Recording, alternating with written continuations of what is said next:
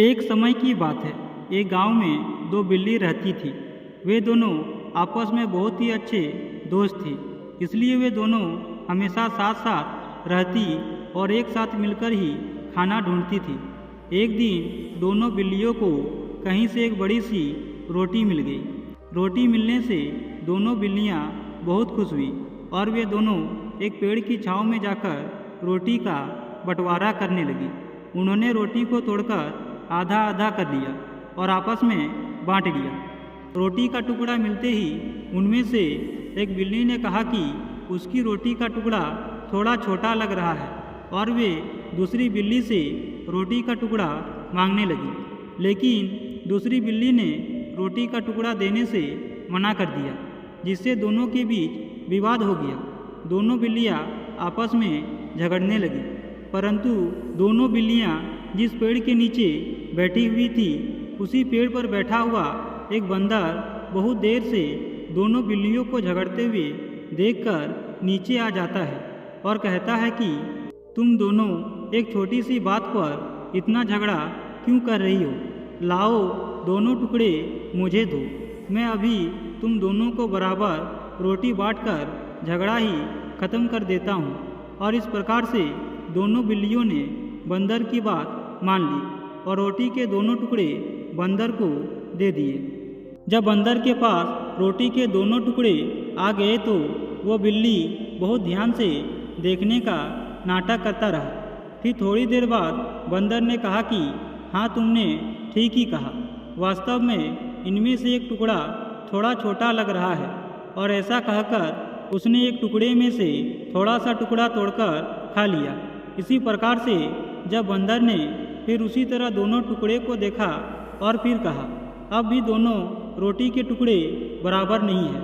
और फिर से वे दूसरे टुकड़े में से एक टुकड़ा तोड़कर फिर से खा लिया। इधर दोनों बिल्लियां आस लगाए बैठी थी कि शायद अब की बार दोनों टुकड़े बराबर हो जाएंगे। लेकिन बंदर हर बार यही कहकर थोड़ा सा टुकड़ा खा जाता कि अब भी दोनों टुकड़े बराबर नहीं है। काफ़ी देर तक ऐसा ही चलता रहा और इस प्रकार बंदर लगातार रोटी खाता रहा, जिससे रोटी के दोनों टुकड़े अब पहले से बहुत छोटे हो गए थे। अब दोनों बिल्लियां बंदर की चालाकी को जान गई थी। तभी दोनों बिल्लियों ने थोड़ी चालाकी दिखाते हुए कहा कि बंदर भाई, बहुत देर हो गई है, आप हमें ये बचे हुए टुकड़े ही वापस कर दो, हम दोनों उसमें ही खुश हो जाएंगे। दोनों बिल्लियों की बात सुनकर बंदर ने बोला, कैसी बात कर रही हो? यहाँ मैं इतनी देर से तुम दोनों के लिए मेहनत कर रहा हूँ और देखो, बराबर बांटने के चक्कर में अब तो रोटी भी छोटी सी बची है और ये बचा हुआ टुकड़ा तो मेरे मेहनत के लिए मुझे मिलना ही चाहिए। ऐसा कहकर बंदर ने उस बचे हुए रोटी के टुकड़े को खा लिया।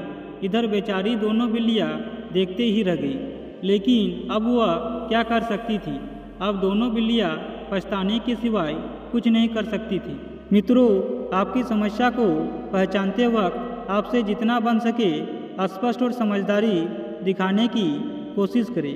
अगर ये किसी निजी वजह से हो रहा है तो अपनी समस्या के इस असली कारण को पहचानने के लिए अपने साथ ईमानदार रहे। साथ ही इस बात पर गौर करने की कोशिश करें कि इस समस्या की असली वजह क्या है और ये कब सामने आती है। साथ ही तय करें कि आपकी समस्या असली है या फिर आपके मन का भ्रम। क्या आपको इस समस्या को सुलझाने की सच में ज़रूरत है या फिर ये कोई ऐसी चीज़ है जिसे आप खुद ही चाहते हैं? चीज़ों को अपने दृष्टिकोण में रखने से आपको समस्या सुलझाने में मदद मिलेगी।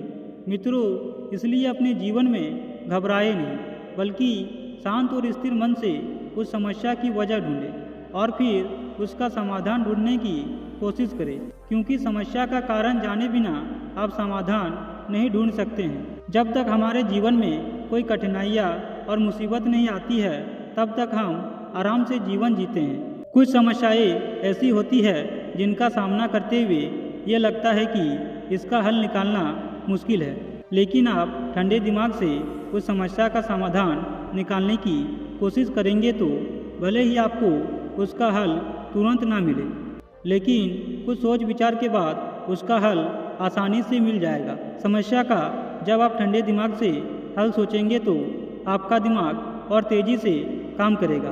वहीं अगर आप गुस्से में समाधान निकालने की कोशिश करेंगे तो आपको उसका हल मिलना मुश्किल ही नहीं, नामुमकिन लगेगा। ऐसा इसलिए क्योंकि गुस्से में सबसे पहले इंसान का दिमाग काम करना बंद कर देता है। उसके सामने रखी हुई कई चीज़ें भी दिखाई नहीं देती, तो फिर हल की बात ही नहीं की जा सकती है। इसी वजह से मनुष्य को दूसरों से सहायता मांगने से पहले अपनी समस्याओं का समाधान खुद करना चाहिए।